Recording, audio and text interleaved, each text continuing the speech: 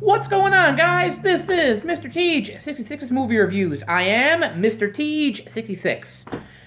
Continuing my series of Godzilla reviews and leading up to Godzilla King of the Monsters, I'm looking at 1964's Godzilla vs. Mothra, or Mothra vs. Godzilla, however you want to say it.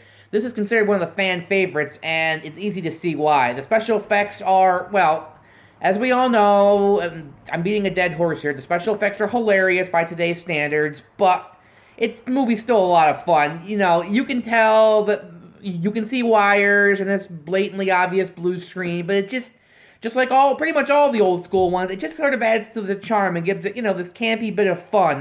The basic plot is a giant egg washes ashore off the coast of Japan, and a bunch of real estate developers or whatever try to create like a sideshow attraction around it, and Mothra and eventually Godzilla shows up and wreaks havoc, and then Mothra has to come in to fight him and save her egg and humanity from Godzilla. That's really about it. And there's and they go to Monster Island, and a bunch of reporters and the scientists go to Monster Island to try to talk them into the natives there into helping, getting Mothra to help them. But whatever. The story, Mothra fights Godzilla. That's basically in a nutshell. And this movie's, stupid but enjoyable. I don't really know what else to say. I mean, it's kind of hard to review these films because, the dubbing is, of course, hilarious.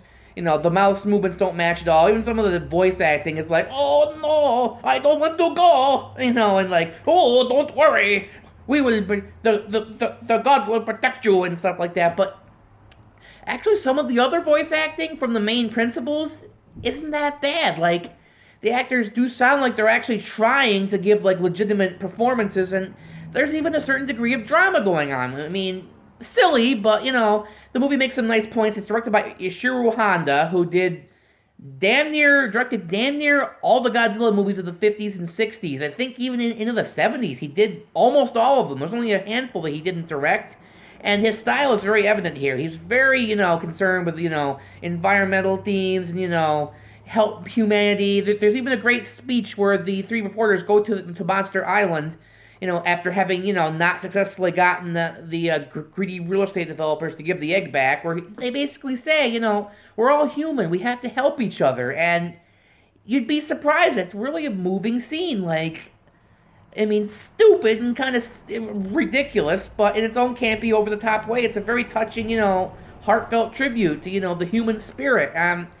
I honestly think that's why this movie is considered one of the fan favorites, because, it's got the goofy monster action, and it also has a legitimate kind of heart to it, like, in a silly, goofy way.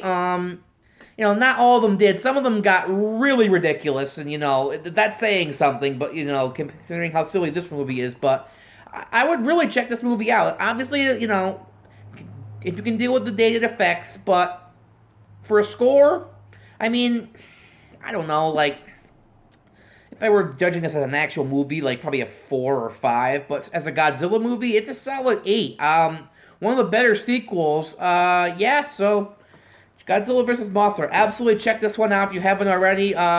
See you tomorrow when I do another Godzilla movie review. This is Mr. Teej66, and I will see you next time.